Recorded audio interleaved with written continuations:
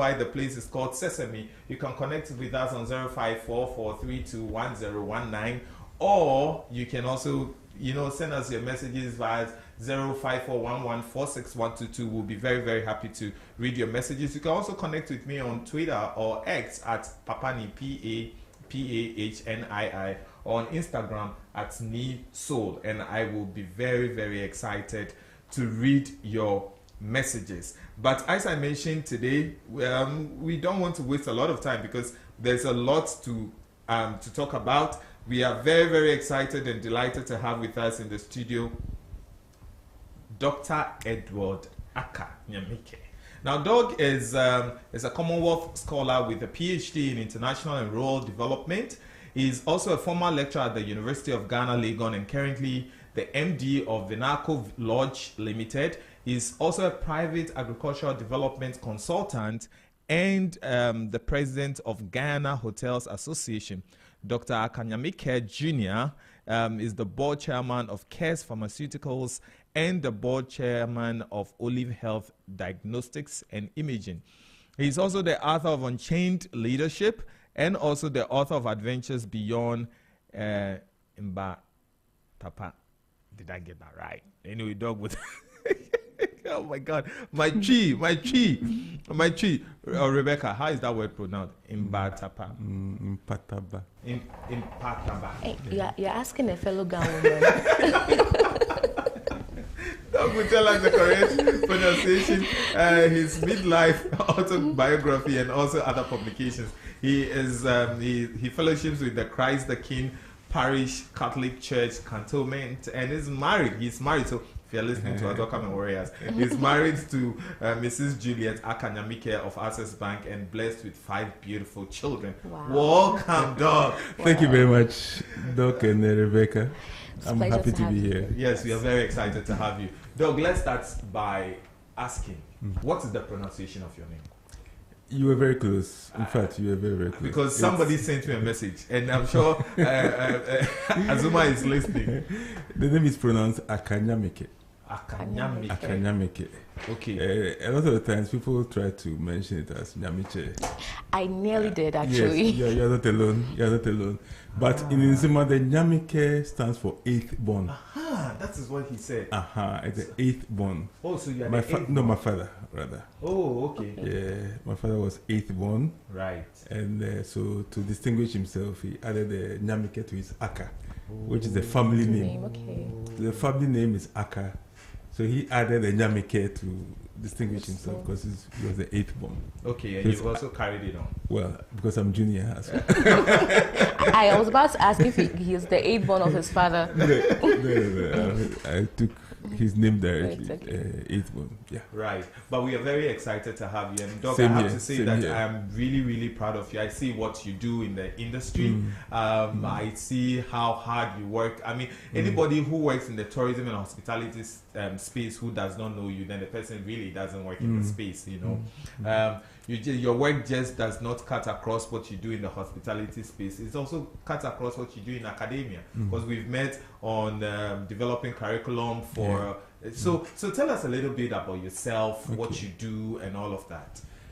Well, Doc, I have an interesting background, but basically I read agriculture in the University of Ghana, Legon, after my 7-year education in St. Augustine's College, APSU.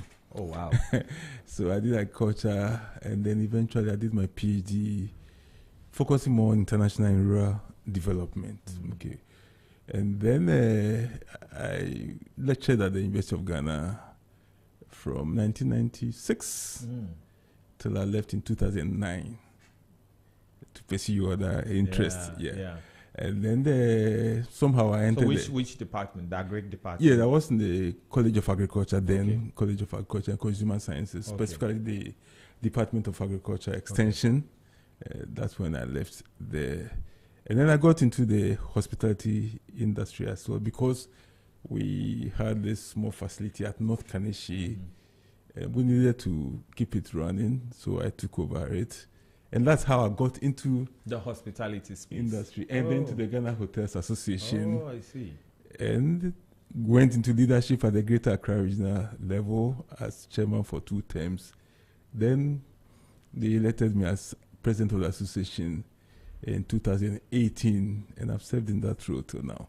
So your presidency cuts across the whole Ghana? Yes, please. Yes, Oh, yes, okay. yes. Okay. For the Ghana Hotels Association. That's yeah. very that's We very we impressive. have regional branches, Right. and they are led by a regional chairman Mm. and executives, and then we Right. have the president of the association nationwide. Yeah. Right. And in recent time, one of the things people have been talking about a lot is what the awards you did recently. Everybody in the space have been talking about it, honoring people who have worked. Tell us about what the whole 50th anniversary, what was it about, and why were people making all manner of noise about it? Right. So when I became president of the association, after some years, those who had been in the system for quite some time started prompting me that the association was formed in 1975. Oh, wow. And so 2025 will be the 50th anniversary. So we started thinking about how to celebrate that milestone, which is a Golden Jubilee. So we came up with a plan, in fact, a year-long plan linked to our quarterly meetings. You know, we have the National Executive Council, which is made up of the 11 national officers, those who are elected at Congress, plus the regional chairman and secretaries. And we have quarterly meetings. So we decided to link the 50th anniversary celebrations to our quarterly meetings. Yeah. So what we did was, first of all, to have a press briefing on the year-long celebration. Yeah. Then we had our first activity, which was in the Oxygen City. Coincidentally, in the Oxygen City, Yeah. a health walk Right. to start the whole Yeah. program. Then we did a donation to the Tema General Hospital somewhere in July as the second activity. Then we went to Cape Coast for a symposium on the theme of the anniversary, which is 50 years of advocacy, perseverance, and impacting the Ghana's tourism and hospitality industry. The minister was there and other big guys in the industry. So that was the symposium for the third quarter. Then we had the awards. And with the awards, like you rightly said, we decided to go back to 1975 and trace all those who had played leadership roles in the association. So regional chairmen and secretaries, and then we also looked at non-association members who had played some roles in the tourism and hospitality industry, and of course the organizations as well. So we looked at all that. And we actually went to all of them nationwide. We went to every corner of the country where our branches had operated, and then identified those who had played roles. Some, of course, have gone to be with the Lord, so there were some posthumous awards as well. So basically, that's what we did. Wow, And wow, so wow, it was more like a national event, and everybody felt part of it. Very inclusive, Right. because we didn't leave anybody who Right. qualified per the criteria out Right. at all. That's very nice. And I mean, I didn't know that it was year long. You know, it means that within the year, because the award actually took the center stage of everything. You know, we all heard about what was Yeah, it's supposed to be climax all the activities. all So the it, activities. it did that quite well. Okay, it did that well. Well, Rebecca, I don't know if you wanted to ask a question. However, we are live on Facebook, and so if you're listening to us, you can just go and look for ZFM, Z101.9 FM on Facebook, and you'll be able to see us have this wonderful conversation. But in the studios with us is Dr. Aka Nyamike, who is the president of the Hotels Association of Ghana. And we are having a conversation around the role of hotels to national development. And so we'll get into that conversation. But we are starting quite slowly, trying to understand the background of DOG, and especially with their 50th anniversary, that was all over the news, and everybody was talking about it. So, yeah. Okay. I have a quick question for DOG. So the association has been in existence since 1975. 5 years. That's a long time. So let's do a bit of intro. Okay. 1975, and then now. What are the gaps? What have been filled in? What are the lapses? What is still lingering from 1975 till now that is yet to be solved in terms of challenges? Right, Yeah. right. Okay, so legend has it that the association started in the Ashanti region.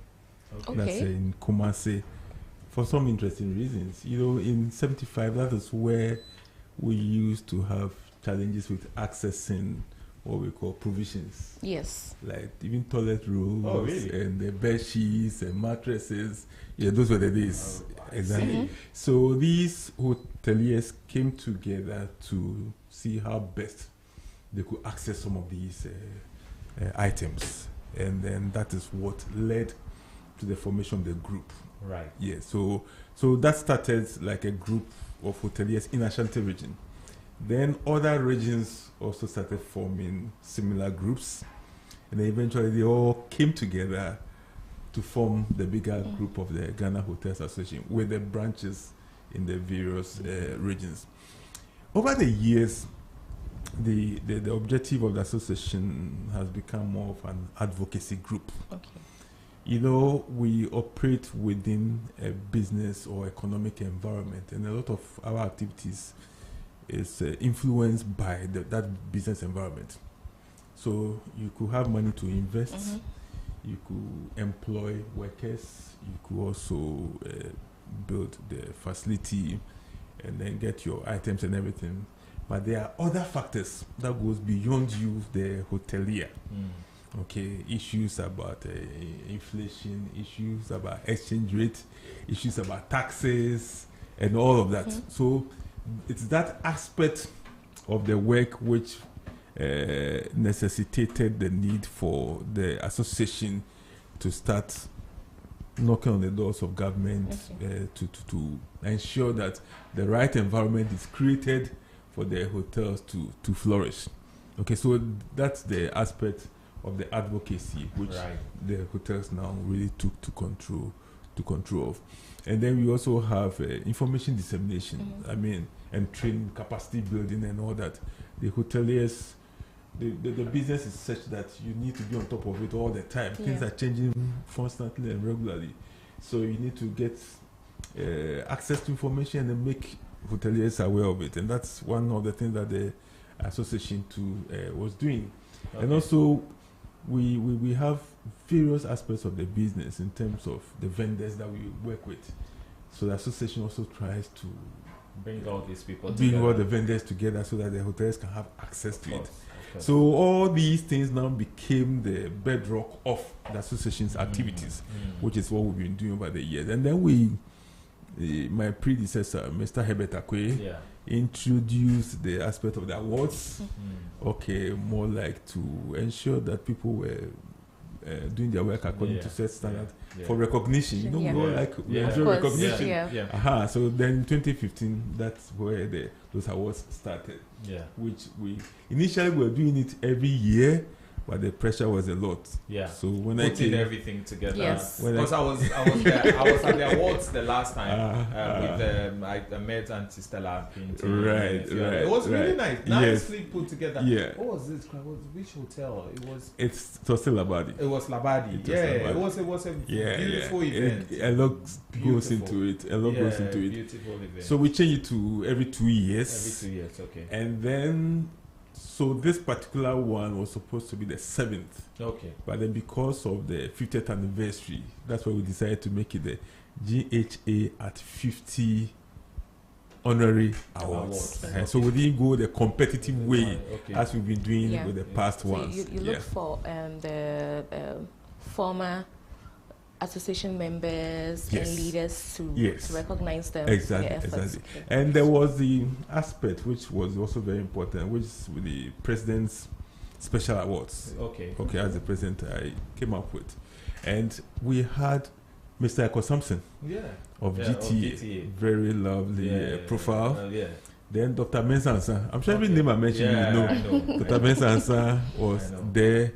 And then Dr. Sarkodie Friye, the Accra City Hotel. And then guess what? Mr. Mike Gizo.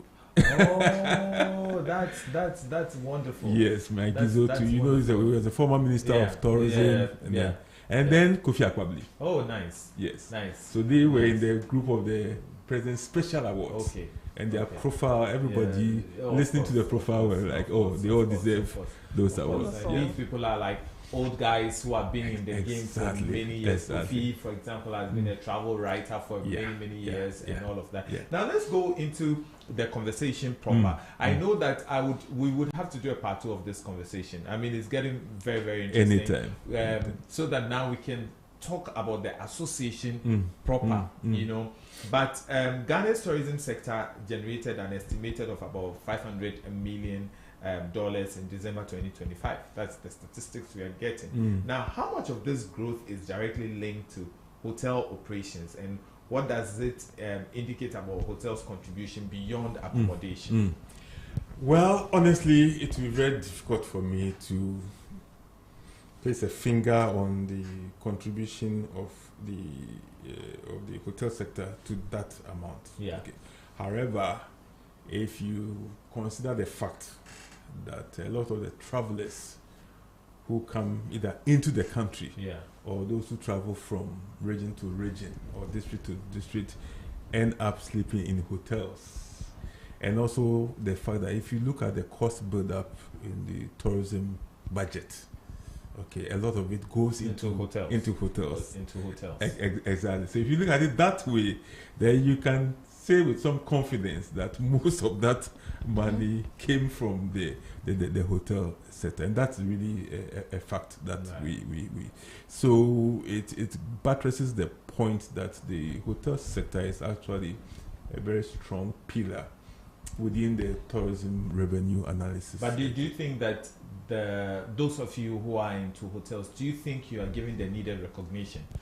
Because normally when you have to talk about destination marketing, most of the time hotels are not mentioned. Though you sometimes will mention some infrastructure, which obviously more of accessibility, roads to the attractions and all of that. You know why? You know when sometimes when the constant aspect of an equation is taken for granted, that's what happens. You know, it is assumed that the hotels are always there. It is assumed that there'll be a place to lay your head. It's assumed that people will not sleep on the streets because the hotels are there. So that it is that assumption which sometimes creates the impression that they don't focus a lot on the hospital, so the hotels aspect. But indeed they do.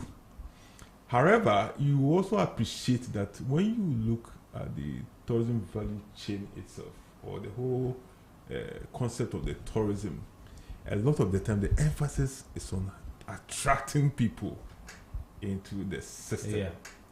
You know, I watched a video clip some years back, and that is what drew my attention to this whole importance of visibility and destination marketing. Some young Americans were asked whether they knew about the country Ghana, and trust me, they did not. Most of them were surprised that there was even a country called Ghana. They did you see, not. so that first assignment is how to put the name out there. So that when the name Ghana is mentioned, people would know it. You will know that it's a country. Because without that, then even the idea of thinking of going to the country itself does not come in at all. So you would appreciate that a lot of the time the focus is on putting the name out there, marketing the destination, and of course looking at ways to then attract people into the system. So yes, we are a very strong pillar, but because, like somebody said, because they take us for granted, but I don't think it's deliberate. Before Rebecca comes in, I have somebody tweeting at me with the handle JJ, and it says that, ask Doc, why is it that hotels in Ghana are so expensive compared to other places? Doc, you're dead because I receive these questions. It was one of my questions. I'm sure you've received these questions many times. Many times. Many times. Someone tweeting at me at JJ says even our own big people in the industry still ask that question. You know, Doc and Rebecca, there are various aspects of that. First of all, you need to appreciate that the hotels operate within a business environment. So the nature of that business environment will definitely influence the pricing. Because if you don't price right Yeah. you price yourself out of business. True. So that's the first thing. The second thing is that the nature of our business is such that you have to be very careful about the business model that you use. Let me give you a typical example. Right. Let's say you have a hotel facility of, say, 20 rooms. Okay. Now, for every night that those hotel rooms are empty, You're losing money. guess what it means? Yeah, exactly.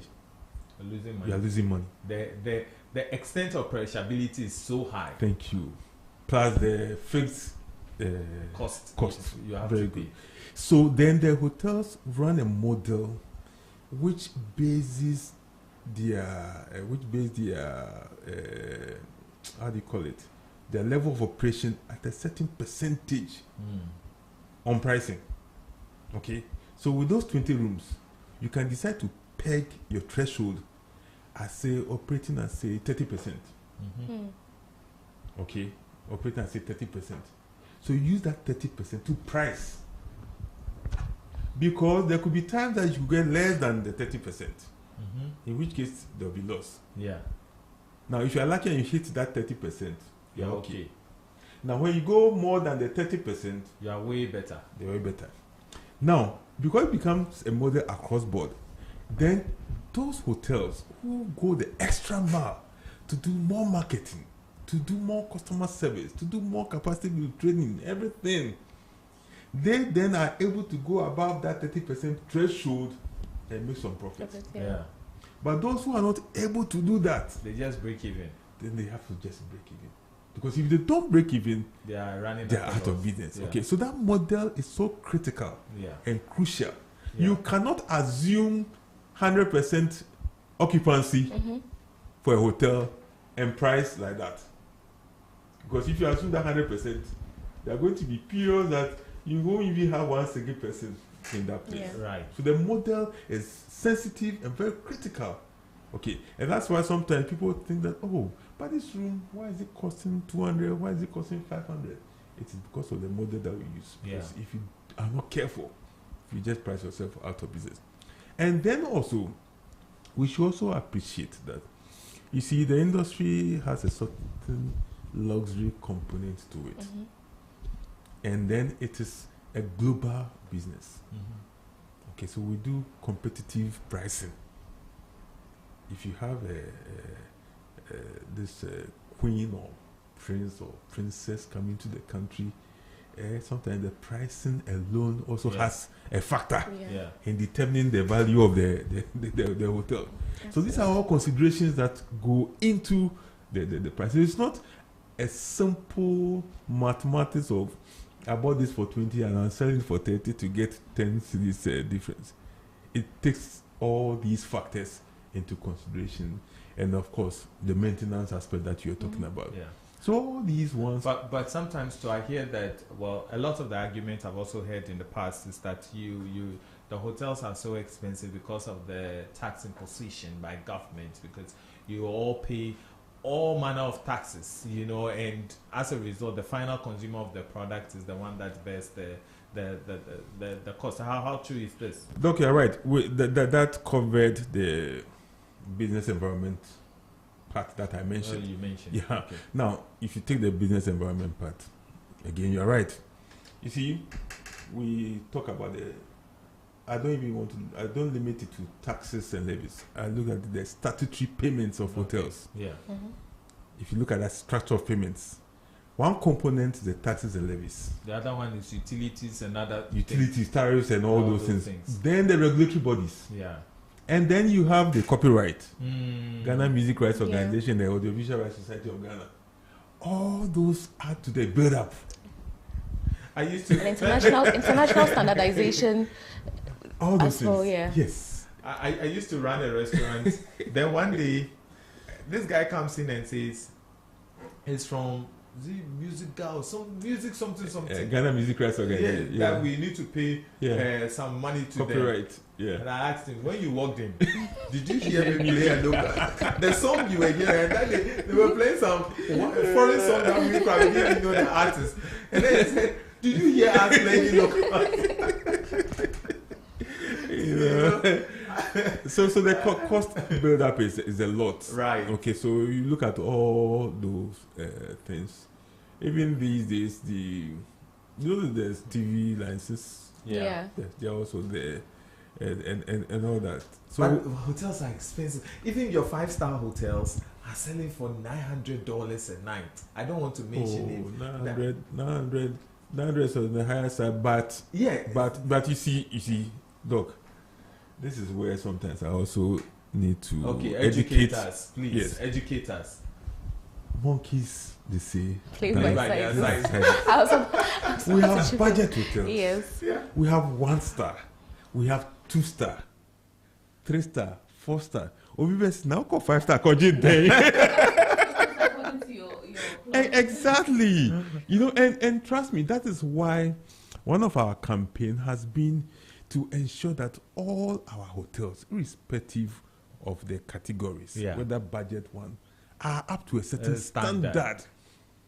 Very good standard. So that because Doug, that I've been in tour operation, tour guide for many years, for over 15 years. You know the game. Yes. and sometimes the client who is coming wants to sleep in a 5-star.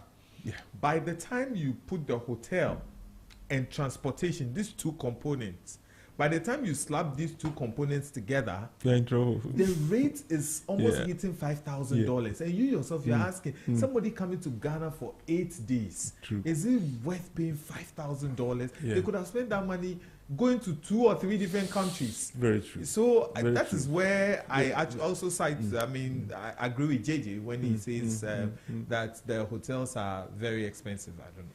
Yeah, so if we improve the standards in all our categories, it should be easier for you to check your pocket, so that when you sleep even a 1-star or 2-star, you're okay. Exactly, you have the because it's all about convenience. It's all about safety, security, and all that. And so long as you have it, yes. So long as you have it, yes, Rebecca.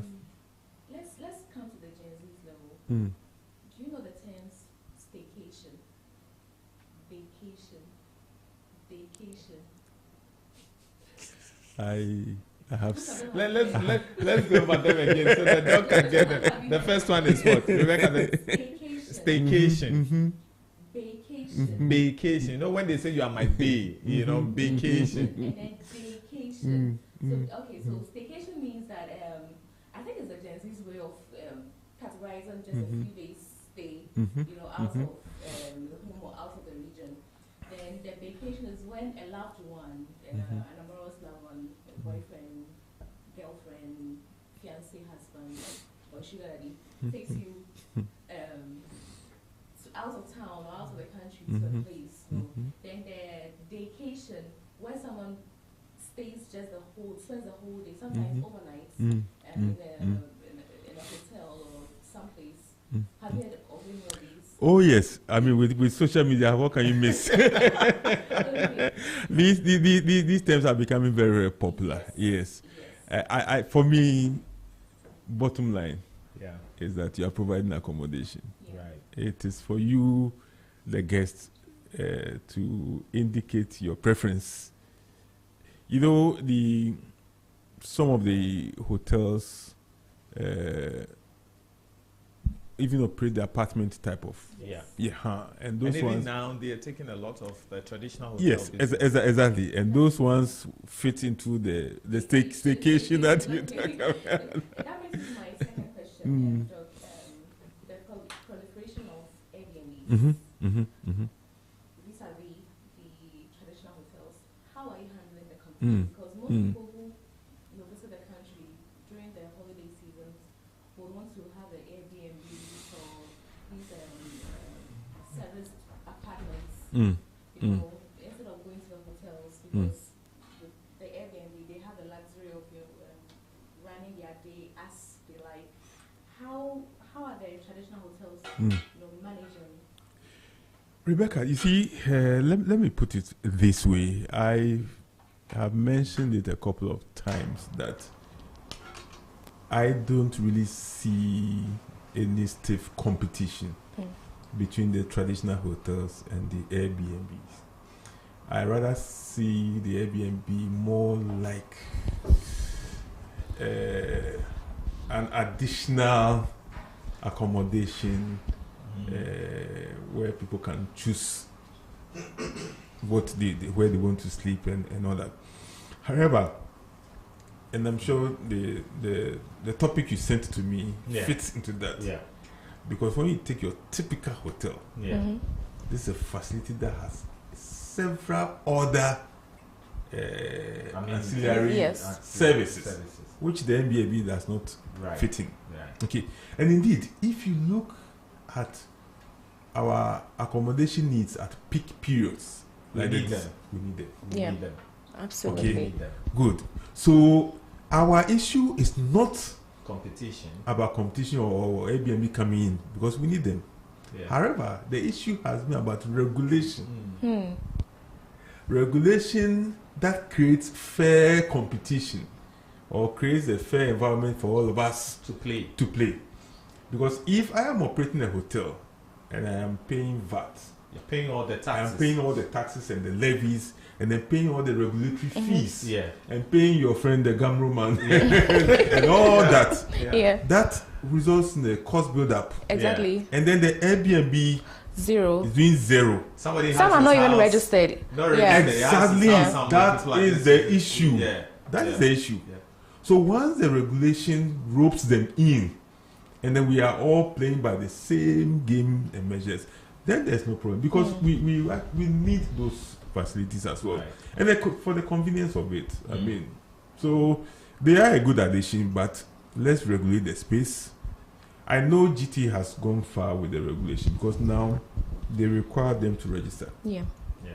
What I'm not too sure is that the tax and levies component, whether they are paying the right taxes and whether they are also being regulated by the other secondary regulators like EPA, like FDA, and all that. You see, once all those things are in place, and we have said, in fact, I went for a meeting with my Central Regional branch, and somebody asked a question that, what if an Airbnb facility wants to join the association? And we're like, so long as that Airbnb facility is registered with GTA and has gone through all the, we have no problem. We have no problem. So we are not fighting Airbnb. No, we can't. I mean, it's just like fighting Uber. It won't work. It won't work. Yes, exactly. So the taxi driver must find a way to adjust the system to fit into the new system. Okay. Absolutely. But we just want the environment to be fair so that we can all operate well. Right. But hotels also play a very key role in job creation, foreign exchange, and local business stimulation. Now, how could you? I want you to explain to us how these hotels are shaping a broader economic landscape in terms of the tourism industry. We know that hotels regain a lot of foreign exchange for the country, and how are they helping the economy to grow? Good, very good question. In fact, every time I get the opportunity to talk about the industry, especially with the hotel, that is where I like to start from. The contribution of the hotels to the economic growth of the country. First of all, is the job creation or employment that you talk about. Doc, when you take a typical hotel, 10 rooms or 20 rooms, every time you see a hotel, ask about the number of rooms. When you get the number of rooms, it will give you an idea of the number of people employed there. Okay. Just multiply the number of rooms by 2. It will give you an idea of the number of people employed there. Sometimes even more. So with this high-end hotels, like the 3, 4, 5-star hotels with about 200 rooms, we are talking about 400 or 500 workers. That's a large staff. Exactly. And in some cases, to when they have special events, they outsource people to come and help. Like there's a conference or there's any event or something, they bring in extra people to come and help. So when it comes to employment, it is one of the job creators that has the high potential, like they say, low-hanging fruits. That when you establish a hotel right now, the number of people that you have to employ. And that, I'm even talking about the direct employment. There's also the indirect one. Those who come and do your gardens. Yeah. Yeah. Some cases, the electricians, the plumbers, the painters. All these people. All these people. And of course, and it's a lot. My own area, agriculture. Yeah. Agriculture. The vendors. The vendors, the food. Yeah.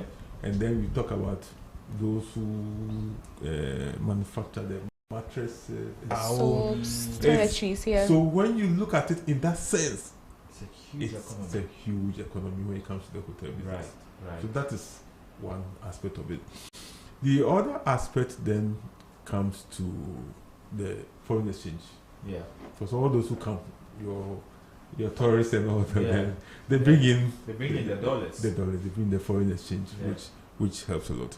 Then you also look at the taxes and levies that we pay yearly. Okay, for the value added tax, with the GET fund, the NHIL, and all that. All those ones, those are the things that are used to construct our roads, to build the hospitals, get water, and all those things. Okay, so those are also there. So these are the three main areas that take a look at. I have a question from Adja. Adja says, ask Doug that how critical is human capital to the success of hotels and hospitality, hotels in Ghana? Because the human capital sometimes, I believe, that can reduce the success of of the hotel's success in Ghana. I don't know, but I think the question is just you get the angle from which it's come from. Yeah. What is a hospitality industry without human capital? Without the human capital, and I think I'm getting the suspicion that the Adjoa is trying to judge the importance we place on human capital, on our workers and stuff. Because sometimes people complain that hoteliers don't treat they don't pay well. Yeah, don't pay well. It seems to be, and that affects their service delivery to clients. Exactly. Yeah. It's something that we are trying to also talk about, because recently we held the International Housekeeping Week at Lancaster, and it came out strongly from the workers, right, that they need some projection in terms of the value we place on them, and that also relates to the salary that we are talking about. But frankly, the human capital is a big deal, because without that, I mean, what is the hotel business? People have been talking about going to hotels where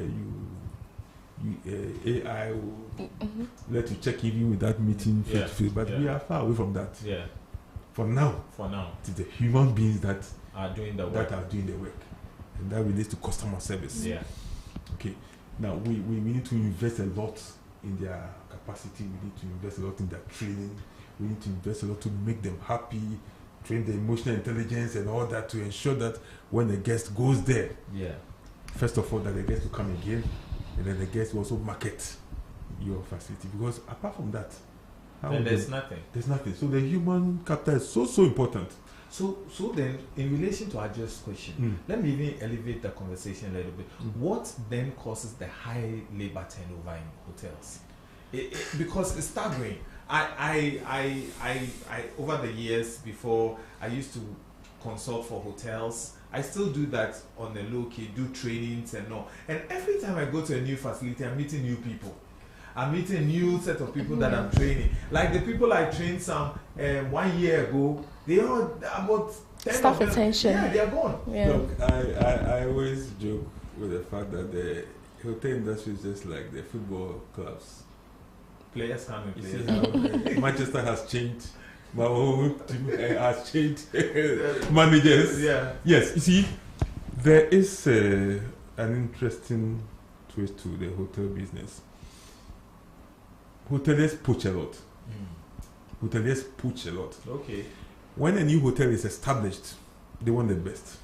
And experienced. Aha. Yeah. They will start with new recruits. Yeah. Yes, they will start with those who have the experience. Right. And where did you get them? From existing ones. That is the beginning point. Okay, and that is why we have been pushing that let's train a critical mass of people in the country when it comes to the hospitality and tourism industry, so that even when people are moving around, the same experience that we are moving around, so that shouldn't really make a difference that Nee is moving from this hotel to that hotel, or Rebecca is moving from this hotel to that. Right. It is because sometimes the training does not get on very well. Okay, which is why when people leave, then they leave gaps within it. But again, the new hotels, or even existing hotels, sometimes they introduce, they expand, and once they expand, then they need a bigger brains, so to speak, to handle their affairs. And then what do they get them? They poach. Sometimes they go outside. And I'm sure you can see that some of the GMs in the system are foreigners. Okay. Now the local hotels are trying to get locals to I know Accra City has a local GM. Labadi is an example. And even Moving Peak, exactly. Moving Peak. So it looks like they're all learning. Yes, we are all trying to. Talking about training, both of you are academicians. In our educational system, are we spending out enough professionals or trained individuals for the hospitality business, especially in hotel management and hotel operations? Ni can respond to that because he's been involved in. Are we training out enough? But from the industry perspective, you see, we have been looking at it from two angles. Right. We have the public institutions, which are also training people into the industry, and we have the private as well. Okay, I wouldn't say we have as many as there should be. Okay, however, we have been making the point that there should be a hotel school or a tourism school, and I'm sure you know that there's that talk of it when that tourism project, the Grand Tourism Project, the World Bank sponsored it was part of it. Unfortunately, it hasn't seen the light of day. But we have been pushing that there should be a hotel school whose sole responsibility must be to train those in the industry already. Practical simulations. Thank you. So those who are in the industry already, because things change very fast. And as part of the licensing, the license renewal, your staff, if you have a hotel, Rebecca Hotel, your staff of say 50, every year or every other year, they should have gone through that hotel school to upgrade their training. Okay, so that should be the sole work. Then you have the public and other institutions which will just train the general training. Okay, like the diploma, the certificates, the PhD, masters, and all that. That will be there. But there should be one that focuses on the industry. Because things are changing. Things are changing. That's what the challenge is. Because you could have somebody within the industry who has been working for the past 5-10 years who has never had any training. Because training is expensive. In the hotels, some of them are not ready or prepared to spend. Exactly. I was about to ask that are the owners willing? Because you see, training is expensive. But I know that institutions that, let's just take from the basics, customer service, plain customer service. Sometimes these staff are learning on the job. There's no professional coming in to say, what do you do in handling complaints, how to go about guest grievances, the approach, the welcoming. There are customer service training organizations all over. I know institutions that use them a lot. But are these hotel owners or hotel operators leveraging on these ones for just the basics, See, Rebecca, the challenges. So you run a small hotel. Okay, and I like to use small hotel because if you look at our industry, we have a pyramid structure. Okay. We have only five-star hotels. Then you are coming down to a few 4-star, a few 3, 2. Most of them are budget and 1-star. Now, you are in your budget of 1-star hotels, and a trainer or a training company brings a proposal. I'm coming to train your staff. each person will pay about 1,000 or 2,000. That's steep. Sikado wahi. When You maybe see, the past they haven't made any money. The hotelier will just assume that, oh, after all you have to do to smile. Yeah. and don't complain. Guests. Yeah. And give them rooms. Yeah. What kind of training again you need for 1,000 or 2,000? Yeah. So they won't. Yeah. Which is why, Doc, when the Tourism Development Fund, Yeah. which indeed was pushed by the private sector, Yeah. our understanding and appreciation was that when we give that 1% to that fund, You that can use fund that must then be used to train people. train the people, which is where the tourism school comes in. Yes. Yeah. Because that money must be now used to create that school so that you make it mandatory for people in the industry to go for that training free of charge. Yeah. Yeah. Because we have paid already. Yeah. Absolutely. I mean, Don't expect the hotels to be paying for these things. Yeah. They won't. So they're already struggling to. They won't. I mean, these things are very important. And I give you a typical example. If one of my students calls me, I'm teaching customer communication this semester. And one of the topics I'm handling is how to handle difficult clients. Mm-hmm. So this student calls me early in the morning and said, there's this client I serve. He owes, and I have actually gone over and above for him. Now I'm about to take my money. And the client says that, well, he called me on Thursday to come for the money on Thursday. I was busy, so I couldn't go for the money. I called them on Friday. And they said he's used my money to do something else. And I was so upset at the client, and I felt that the way I spoke to the client was not good. And I don't want to lose this client. Dog, what should I do? So I give this girl simple remedy. She went back, used that, and won the client back. In fact, the client even apologized to her also for also raising his voice, and she was so happy that she got that key account back. These are all part of training. Yes. It is. So I feel that something must be done so that because you go, even sometimes you look at the way waiters serves you at the hotel, the way they go about posture, the way they talk, how they stand, all The technical aspects. Yeah. So I think that it's an aspect that being the president, maybe you have to seriously look at. It's something that we've been advocating for, and I think I'm sure the GT is listening. I mean, talking about the leadership, they are listening. This tourism or hotel school is very, very important, and that can be funded from the Tourism Development Fund. All they need to do is to ensure that all tourism enterprises are paying that 1% tourism development fund. That's it. Yes. And well, our time is our time is almost Before there. we jump off, I want to just put this by the way, Doc. I'm sure people out there don't know the differences between a hotel, a guest house, a motel, and then a lodge, and then Hotel. There's B&B. different. Yeah. Can you give us this quick education before you go? Okay, just a quick one.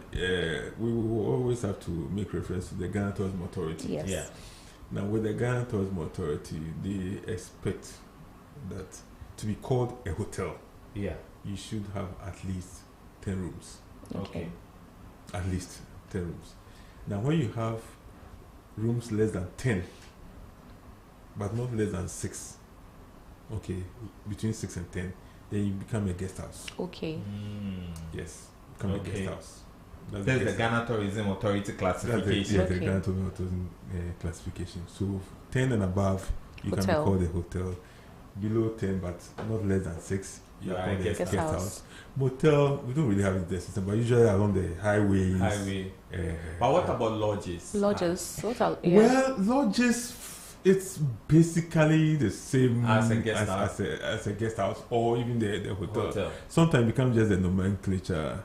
Some people prefer to use the word, but within the GTA system, lodging is not really a classification that is used Right. in assessment. Our time is fast Yeah. gone. We will do a part 2 of this.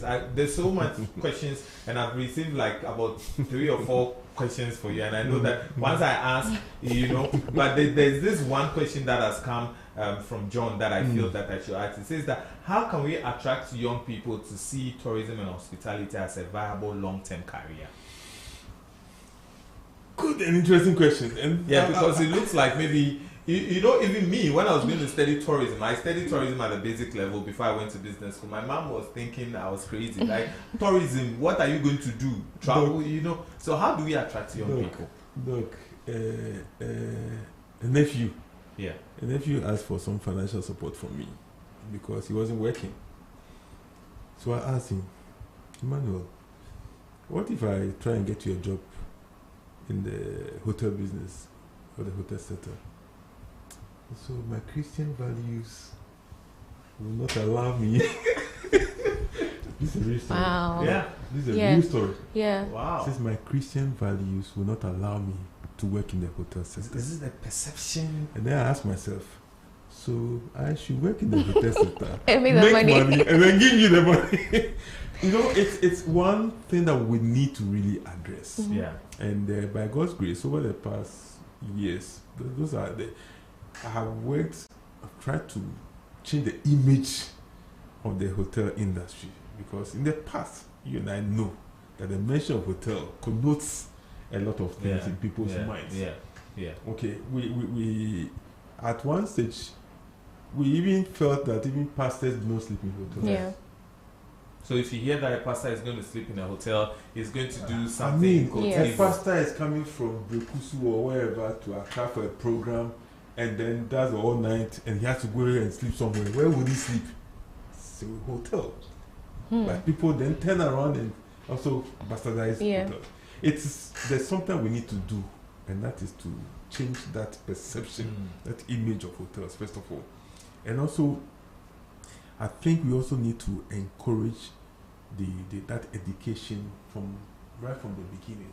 I have always said that we can use tourism as a model for our development. Oh, true. Yes, True. we need to use True. tourism as a model for our development, and which will also mean that then we cite everybody to appreciate the concept of tourism, which of course has its other value components like the hotels, the transport, and everything. Okay, so once we started from the beginning, then people will begin to appreciate, because frankly, a lot of people don't know much about the industry. Oh, true. A lot of people don't Absolutely. know. You know, the last time somebody asked me that, why do you have a PhD and teach in a university and you follow tourists around as a tour guide? Can you imagine? So he said, you follow tourists around, they send you. And I said, you don't understand. That's Because the recently I misconception, went for a tour managers meeting, that's tour guides. If we in the broader sense, they call them tour managers meeting in South Africa, Cape Town. I was the youngest in the room. Everybody was old. Like myself, Nathan, Nimama were from Ghana, representing Ghana. The rest were all older folks. You know, and when we finished, we were sitting and said, we in Ghana, why is it that they think that we don't understand it? We are some boy. We don't understand the industry. Begging for dollars. Begging for dollars. Yes. You know? We don't understand the industry. I think there's supposed to be a lot of education. There's a Yes. lot that we need to do. Sensitization, There's a lot. yeah. Yes, a lot. And it has to start right from the beginning. Because we need to position Ghana as a tourism destination. Right. Okay. And to do that, everybody from the youngest to the oldest to the smallest to the biggest must appreciate something about tourism. Yeah. And- I have another question. It's burning. Okay, it's burning on my last lips. one. Our time is fast. Talking about sensitization, now there's the Ghanaian culture, the general Ghanaian culture, and then embracing the hotel business as part of our lifestyle. You seem to realize that I think it's changing now, where somebody can say, I'm just tired, I want to go to, let's say, Pediasa or someplace for like 2 days. Hitherto, it wasn't like that. Yeah. Are we gradually embracing just moving from your home and then deciding to move the family to some other place, just for a few days, or even the staycation, to just change environments? Rebecca, you're right. We've come a long way. Oh, we have. We've come a long way. And one of the things that the former president did, for instance, was the rotation of the Independence Day celebration. Okay, which saw the celebration being done in other regions, and then the media houses have done very well in partnership with the various tour operating companies. Getting people to move across the country, a lot has gone on. A lot of, and I think we should carry that campaign further. That kind of energy. Using the December and GH, the Ghana Man, the Ghana Man. you know, all those things. Because every opportunity that we get to encourage people to move, to travel, we have to grab it. Yeah. And once we do, I mean, these days, like you already said, and because of the transportation and where people stay, I mean, somebody might be staying in Kaswa, comes to Accra for a meeting. Yeah. The meeting is rescheduled to extend. What do? You have to go and rest. Yeah. You see, so like you said, the hotel is becoming more like part of our existence, and we have to continue to talk about it. And Doc, for the sake of our time, we'll have to do a part two of this conversation. You've been listening to Zed 101.9 FM. My name is Dr. Nyai Solomon. In the studios with me is Rebecca and Dr. Aka Nyamike Jr. And we have been discussing about the role of the hotels to, the economy of Ghana and all of that. So if you join the conversation late, this is what we've been talking about. We have discussed quite a lot over 1 hour now, and sometimes when you're having fun, you don't know that time is running. But Doc, you come to this show without answering a few fun questions. And so let's start with the Ghana edition. If you had to take a tourist to only one place in Ghana, where would you take them and why? It's just because I come from the I'm told the natural. I'm told it's such a beautiful place. There's this place.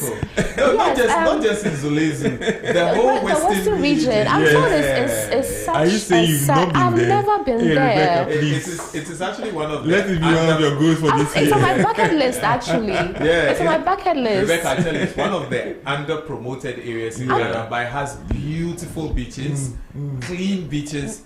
And one of my places in the Western region that I like so much is Princess Town and the Cape 3 Point area. Exactly. Oh, now please make it your target. I'm itchy. I need to go. Friends who have visited the Western region have a lot of beautiful things to say. Yeah. Okay, so Doug, no explanation is allowed. Banku or jollof? Banku. Okay. Kelewele or roasted plantain? Roasted plantain. Okay, local wine. Beach holiday or heritage tour? Beach holiday. Beach holiday. You like to just, yes. I like to take it easy. Okay, let's look at some hospitality twist. Window seat or aisle when traveling in a plane? Window. Why? I like to see things. See what is going around me. You're like me. I have a friend who says, I don't want window seat because if the plane is going to crash, I'm going to say, let me sit in the window and close my eyes. Hotel breakfast or street food? Hotel breakfast. Okay, that's bougie. Especially Labadi. Early check-in or late check-out? Late check-out. You like late check-out? Yes. Okay. Yes. I always like extension of my Do you like city hotels or eco lodges? City hotels. City hotels. Okay. Now let's talk about travel personality. Are you a planner or at least see how things go as a traveler? I'm a planner. You're a planner. Okay. Suitcase or backpack? Suitcase. Okay. You're a bougie man. Sunrise adventure or nightlife experience? Sunrise. I like nightlife. Whenever I'm in Cape Town, I can't wait for the sun to go down for me to go out in the evening. Maybe because I'm young. Okay, would you rather host tourists or be the tourist? I prefer to host. You prefer to host? Yes. Okay. Would you travel without Wi-Fi? Can you handle that? That would be difficult. That would be very difficult. That would be very difficult. You know when you sleep at Blue Moon and you sleep in the they have one of the rooms that is way outside of the whole. So you can't even get the Wi-Fi. No Wi-Fi. It's beautiful with the pool, private pool and everything. No Wi-Fi. Okay. I do a lot of work on this thing, so you need your Wi-Fi. Okay. So would you visit the same destination twice? I guess so. Yeah. Yes, so. Yeah. Regardless of the experience. Hoping that it's a good experience. Okay, so can you finish the sentence for Right. me? Tourism in Ghana will be perfect if we give it the necessary attention. we give it the necessary attention. Okay, and if Ghana were to be a song, what genre of song would it be? Ish. Would it be gospel or reggae or High dance life. song? High life. I knew it. I knew you say high life. Okay, so on that note, we'll be ending our show today. But do you have to say some shout out or say something to someone, or maybe you're closing? Well, let me just say a big thank you to you for whatever reason why you felt I merit coming here on this show. I thank you so much, and also to say kudos to the executives of the Ghana Hotels Association. Without their support, I don't think we would have made the strides that we've made, and also to the industry players. Like you rightly said, I think I've been accepted generally in the industry. It shows in the support that I receive wherever I go. So I say a big thank you to them, and of course my family, my wife and the children. I hope they are listening. I'm sure some of them listen. All right. Thank you so much, Doug. Rebecca, you have something to say? Let's say thank you to Doug for coming. Doug. It's been a very engaging conversation. We need a part two. There's No so problem. much we need to ask and unpack to boost our hotel business. Right. Thank you for your time, and thank you to our listeners as well for joining us in today's conversation. Over to you, Nick. Yeah. Thank you very much to you, Dr. Edward Akanyamike Jr. We are really. In the voice, he didn't get it right, the pronunciation. I did. Oh, No, you did not. Nyamike. Nyamike. Okay. Nyamike. Okay. I like that. The eighth born.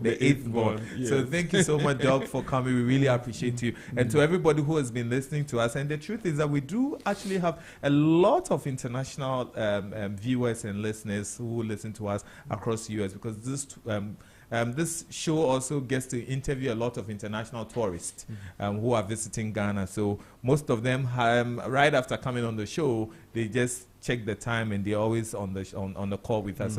So wherever you are listening to us from the continent of the world, we'd like to say a very big thank you to you all. Hopefully we'll do live again next week, same place, same time. My name is Dr. Nyai Solomon, and the show has been Routes on Zed 101.9 FM. Do have a lovely afternoon, and we'll do this again next week. Thank you. You're tuned in to Zed 101.9 FM, your lifestyle, leisure, and business radio.